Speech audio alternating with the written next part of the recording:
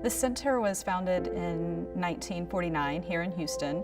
It's the largest nonprofit agency and one of the oldest that serves adults with intellectual and developmental disabilities. About 9 years ago, I was the board president of the center, and we were in jeopardy of losing our land. And for the center, that would have been disastrous. We didn't have any money to rebuild another campus.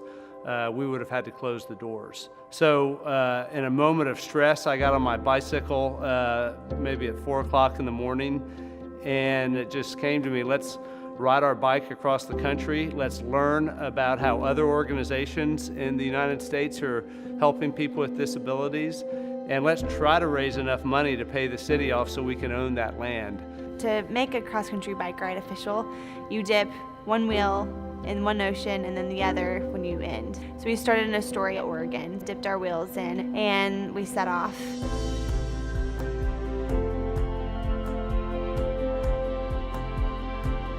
We really had 3 goals when we started the Pursuit mission. One was to raise sufficient funds to control our financial destiny. Our second goal was to learn best practices, and we wanted to learn from other organizations that were the best. So we plotted out a route where we would go through cities that we knew had excellent organizations.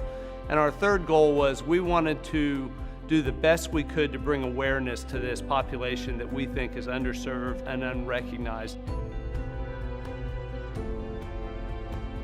When we were meeting with people to talk about Pursuit, everybody kept saying, well, we want to come too. We want to ride a portion with David. And we ended up having over 100 people that came out and rode with us at some portion across the United States. One of our volunteers came up with this idea that, hey, that's great. If people can fly and come with you, terrific. But what if they can't? What if they can't leave Houston? Let's bring that experience to them. So he came up with this idea of mission control. We built this beautiful room on the center's campus. It was a pop-up spin studio, essentially, that comprised of 10 stationary bikes with 2 TVs. And the whole purpose of Mission Control was to allow Houstonians to come ride along with us virtually as we cross the country.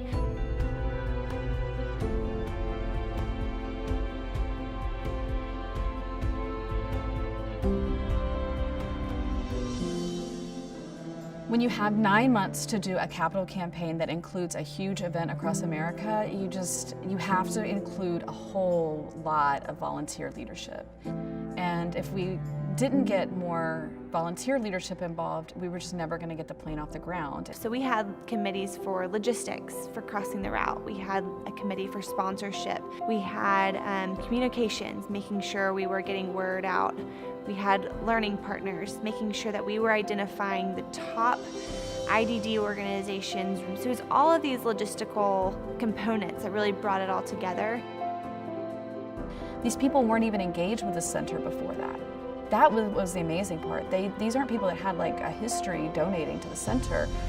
They just were so excited about this concept. Soon enough, we had, it felt like at the time, all of Houston working on this pursuit.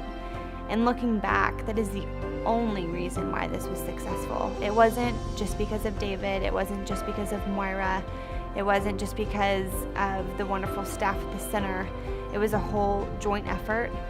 $13.5 million raised, 350 volunteers, 31 learning visits, and 45 amazing corporate sponsors.